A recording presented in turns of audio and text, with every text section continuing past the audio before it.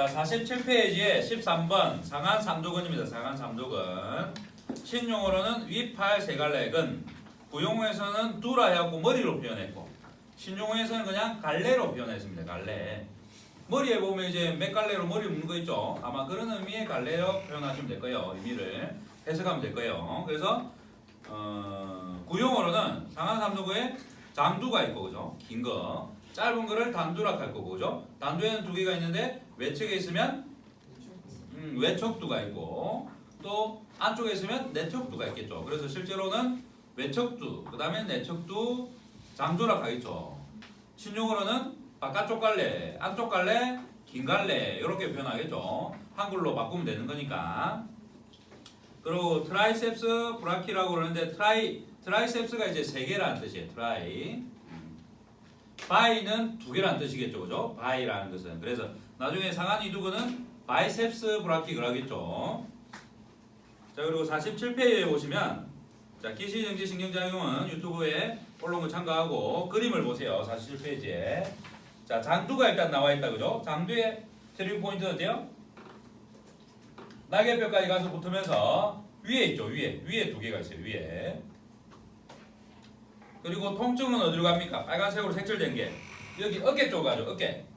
어깨 위에 쪽으로 가게 되고, 그 다음에 상악근 우부 어깨 뒤에 가게 되고, 그리고 또 요 팔 뒤, 위팔 뒤, 그죠? 위팔 뒤가 그렇고, 또 주관절 건너뛰네요. 그리고 전완의 아래팔에 손등 쪽이 또 통증이 옵니다, 그죠? 이런 식으로 일단 외우는 거예요. 일강은 일단 외우고 보는 거예요. 통증을.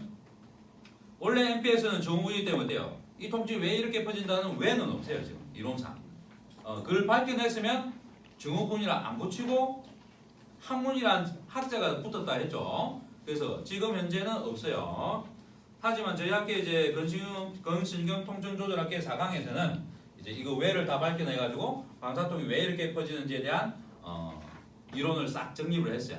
그래서 이제 근육학이라는 강의를 하면서 근신경 통증 조절 학회라고 이제 이름을 붙였죠. 그 전에 저희가 연구소라고 이름을 붙여갖고 공부를 할 때가 있었겠죠. 그러다 연구소에서 지금 학회로 넘어온 거예요. 그래서 그게 이제 정리가 됐기 때문에 아마 토요일 날 특강으로 아마 그 내용을 한번 할 거예요. 왜라는 걸 밝혀주면서 이 방사통이 왜 그런지에 대한 공부를 이제 어떻게 해야 되는지 좀 특강을 한번 해드릴 테니까 그때 공부를 좀 더 하세요. 자, 그리고 47페이지 밑에 오른쪽에 보시면 내척두를 빨간색으로 색칠해 놨는데 근육 그림을 X표가 하나 있죠. 내척두의 바깥쪽에 있으니까 외척 TP라 그러겠죠. 바깥쪽 트리거 포인트, 그죠?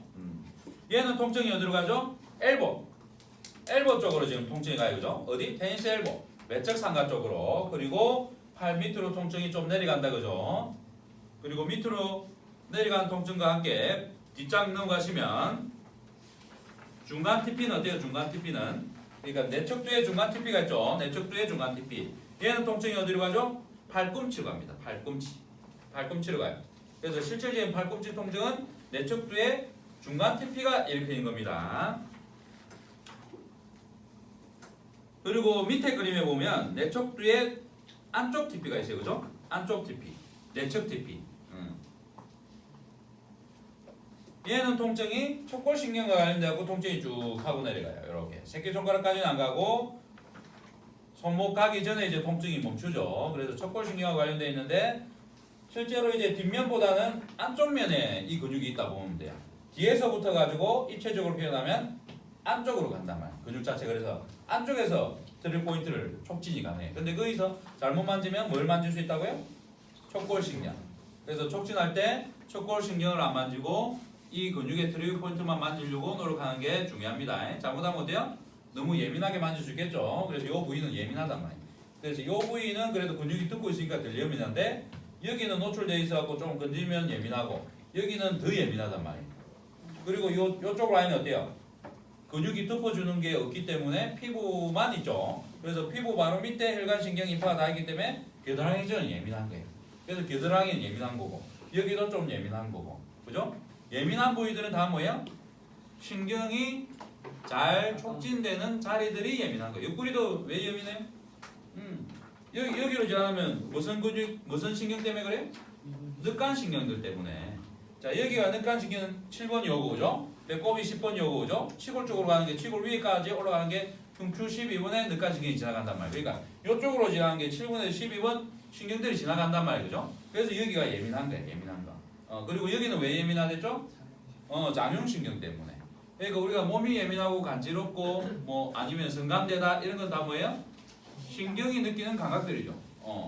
뭐 성적으로 느끼는 감각도 있고 간지럽게 느끼는 감각도 있고 그리고 아프다고 표현하는 감각도 느끼는 거죠. 다 누가 느끼는 거예요? 신경이 느끼는 거죠. 그죠? 신경이.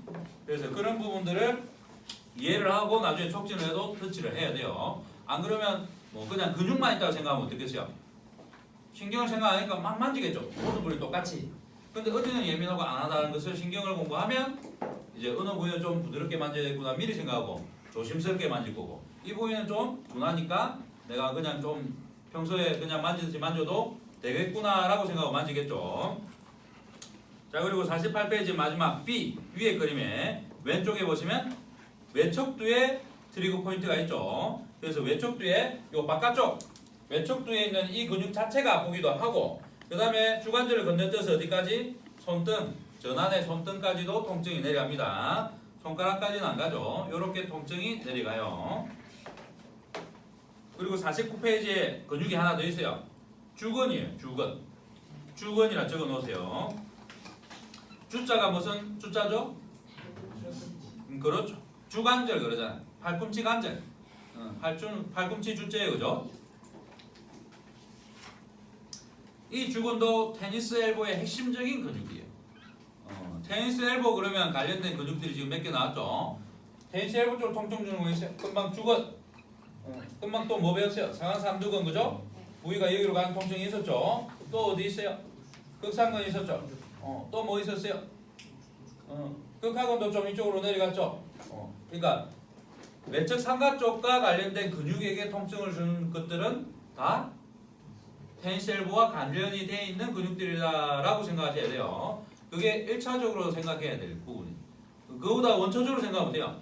그냥 찢어진 부위에 관련된 근육을 생각하겠죠. 원초적으로. 근데 1차적으로 그 다음으로 우리가 생각할 건 뭐예요? 그와 관련된 근육들. 그리고 그 다음으로 하면 또 체형적인 문제들. 그리고 신경과 혈관에 지나가는 소통의 근육들. 뭐 이런 것들이 있겠죠. 그죠? 그리고 다음 페이지에 넘어가면 정상 있죠. 정상.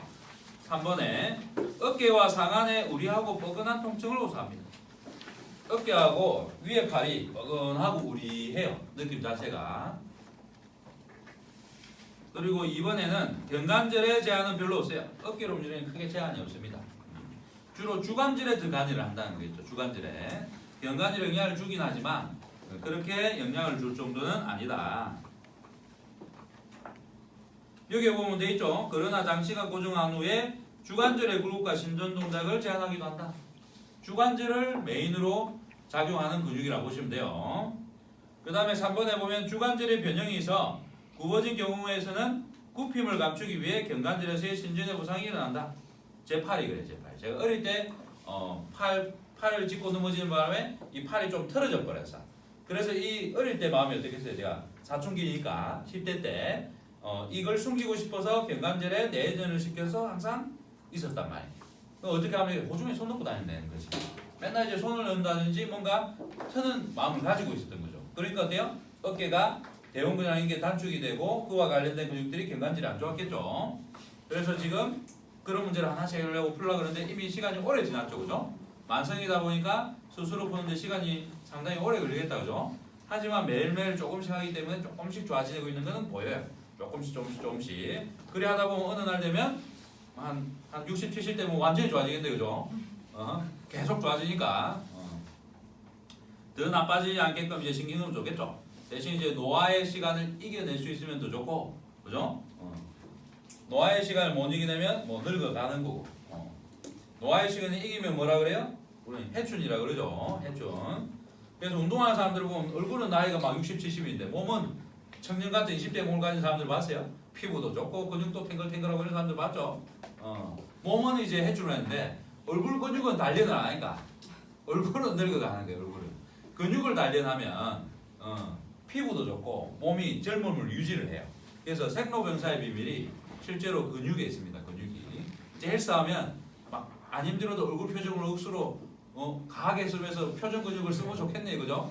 그러면 그 표정 근육들을 막 쓰기 때문에 이 근육도 단련이 되겠죠, 그죠? 그러면 근육이 얼굴 근육이 안 굳어서 피부로 빠져나오는 혈관신경의 이파이 순환이 좋아서 피부가 좋겠죠, 그죠? 그래서 일본에 가면 페이스 요가가 이제 붐이 불었잖아요, 그죠? 페이스 요가가 그러니까 얼굴에 있는 근육을 요가를 하는 거죠. 그래서 이제 페이스 요가 하는 사람들 보면 얼굴 근육이 너무 탄력적이고 피부가 좋아. 그리고 근육을 막 마음대로 쓰기 때문에 일반적인 사람보다 입 모양이라든지 눈이라든지 막 얼굴의 표정이 몸이 유연한 것처럼 얼굴이 엄청 유연해. 아주 좋은 현상이죠.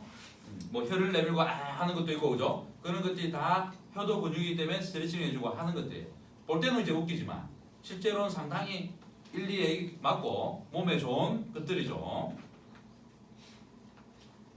자, 그리고 4번에 보면 강력한 경관절 신전과 굴곡을 요구하는 동작을 하지 못한다.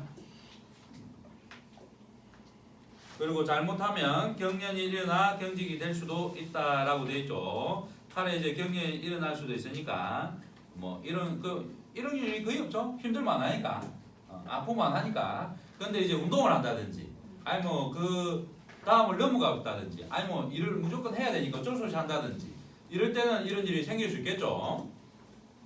그리고 4번의 통증의 원인 발생한 요인 보시면 지속적인 포항 크러치, 그러니까 팔꿈치에 이제 요 동그랗게 잡아주면서 하는 목발 있죠. 겨드랑이에 거는 거 말고 이렇게 동그랗게 갖고 잡아주면서 내가 손으로 이제 잡고 가는 거 있죠. 그래서 여기가 좀 자유로워지는 거. 그러니까 다리가 많이 아픈 사람들이 이제 하는 목발이에요. 좀 더 자유롭게 빠르게 갈 수 있게끔. 근데 이제 요거 목발 하는 거에 다리가 많이 아픈 분들은 어때요? 체중을 목발에 많이 실어야 되니까 좀 튼튼한 목발을 쓰는 거고 겨드랑이까지 오는 걸 쓰는 거고. 그래서 요거 하는 경우도 상하 삼두근에 힘이 많이 들겠죠. 목발이 애가로 오게 되면 어때요? 겨드랑이요. 상하 삼두근 힘뿐만 아니라 다른 근육에 힘이 또 들어가죠. 그래서 이제 상하 삼두근이 좀 힘이 덜 드는데 체중을 그냥 기대면 되니까. 근데 포함에 설치해가지고 딱 하는 거는 상하 삼두근에 힘이 많이 들어간단 말이에요. 그리고 이번에 보면 테니스의 백핸드 이렇게 이거 할 때 이제 극상근도 고장 나가지고 엘보하고 관련된 증상이 온댔죠. 테니스 엘보와. 근데 상하 삼두근도 이때 마찬가지로 문제가 와요. 내리간 패턴의 근육들과 다 관련이 되어 있어요. 내리는 동작에 관련된 근육의 패턴들. 극상근도 그렇고 극상근 늘어나서 그렇고 금방 상하 삼두근 짧아지면서 그렇고 극상근, 상하 삼두근, 그리고 내리는 동작의 모든 근육들을 다 같이 생각해. 지금 하나하나를 가르치니까 이런 내용이 나오는데 또 나중에 하나하나가 연결하면 같은 말들이 연결고리들이 있어요. 계속 반복해서 보다 보면 그 연결고리들이 생깁니다. 그래서 그 구슬이 있어 말인데 나중에 보다 보면 내가 연결할 수 있는 필요한 뭐가 생겨요? 줄이 하나 생기겠죠. 그래야 줄이 있어야 깰 거 아니에요, 그죠? 그런 실마리들이 나중에 보다 보면 막 생긴단 말이에요. 풀려요. 계속 반복해서 보다 보면. 암기하면 잘 몰라요. 반복해서 계속 보다 보면 이해머리가 생기면서 이거랑 저거랑 비슷한 것 같은데? 무슨 연결고리가 있나라고 생각하는 이해머리가 돌기 시작했죠. 그러면서 뭔가 깨뚫는 눈이 생기는 깨달음의 타이밍이 온단 말이에요. 그렇게 공부를 하셔야 돼요. 그렇게. 임상이란 그런 거예요. 학생 때는 어떻게 한 거예요? 일단 시험은 잘 나오고 봐야 되니까 단기 메모리에 암기로 무조건 들어가 버리죠. 일단 외워서 적으면 애플 주니까 이해하든 말든 간에, 그죠? 하지만 임상은 그게 아니에요. 임상은 반대로 갑니다. 반대로. 못 외워도 이해하고 있으면 치료를 할 수가 있어요. 그 단어를 뱉을 필요가 없죠. 그죠? 환자에게, 아픈 사람에게 내가 아는 용어들을 생각이 안 나도 상관이 없다는 거예요. 근데 시험은 안 나면 못 적으면 틀리잖아. 근데 내가 이해하고 있으면 어때요? 근데 그 용어는 몰라도 되는 거지. 이해를 하고 있으니까. 이게 이름이 뭔지 몰라도 돼.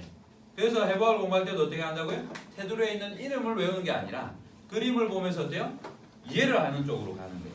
숨은 그림 찾기처럼 아니면 미로에 내가 빠져나가는 그 경로처럼 이해가 되죠? 그러다 보면 치료가 쉬운 거예요. 그래서 학생 때 아무리 F를 받고 1등을 하고 장학금을 받고 국가고 있을 때 전국 1등을 해도 밖에 나오면 치료를 못하는 이유가 그것 때문에 그래요. 그래서 치료는 암기가 아니라 2의 머리로 한자를 치유하는 것이다 라고 생각하시고 그에 맞는 공부법으로 가셔야 됩니다. 자, 그리고 3번에 보면 근육에 만성적이고 지속적인 가공을 주는 반복적인 운동, 골프라든지 헬스장에서 무게 운동이 손상을 지속시킬 수 있겠죠. 무게를 치는 운동이. 그 다음에 4번에 보면 아래로 누는 동작을 반복할 때 칼질, 주방에, 그 다음에 복사기, 막 이런 일들이 상하 3도에 문제를 주겠죠. 다림질도 마찬가지일 거고. 그리고 5번에 보면 장두의 경우에는 팔꿈치가 지지가 없이 가슴이나 복부 높이에서 주관절을 높이 하고 하는 지속적으로 이완된 긴장, 이완된 상태죠. 이렇게 하면 짧아진 상태고, 그죠? 그래서 늘려져 있는 상태에서 뭔가 이렇게 계속 하게 되면 이것 또한 문제가 되는 거예요. 중요한 건 이제 지속적이라는 거죠. 어떤 일들이 있어요? 장시간 운전하는 거, 팔을 뻗고 또 뜨개질을 하는 거. 뭔가 이제 팔을 기대구리 하면 좋은데 이게 없는 상태에서 이렇게 들고 하는 경우, 그죠? 그리고 또 뭐 있어요? 미장원에서 머리 자르는 일들, 뭐 이런 비슷한 일들. 그러면 이런 직업을 가진 사람들이 와가지고 상하삼종 관련된 통증을 뭐 어느 부위가 아파요라고 했을 때 어때요? 직업을 적으라고 해야겠죠. 그러면 직업을 딱 보는 순간 무슨 근육을 많이 써서 지금 근육병으로 왔구나. 근데 이제 참다 와가지고 근육병이 관절로 넘어갔구나. 근데 이제 신경까지 넘어가 버렸네. 만성이라서. 그러면 어때요? 치료의 기간이 다르고 치료의 스타일이 조금씩 다르겠죠. 그에 맞춰서 상담해드리고 이거는 뭐 몇 번만 하면 좋아지겠네요. 아니면 이거는 좀 뭐 어느 정도 오셔야 되겠습니다. 이거는 좀 길게 하셔야겠네요. 라고 이야기하면서 환자를 끌고 가야겠죠. 그죠? 치료 계획을 세워가지고. 그 다음에 6번에 보면 갑작스러운 발굽혀기. 안 하다가 하다 보면 근육통이 오죠. 보통 며칠 가죠? 보통 3일 가요. 보통 3일. 보통 3일 갑니다. 보통 3일. 근데 너무 운동하는 사람은 좀 더 길게 갈 수도 있겠죠. 하지만 보통 한 3일 정도 가야지. 헬스를 해보면 딱 늦게 한 3일 정도까지는 아파가지고 했던 부위가 스트레칭이 힘들어. 왜? 미세하게 찢어졌으니까. 그 미세하게 찢어진 게 회복되는 게 상처가 회복되는 게 3일 걸린단 말이에요.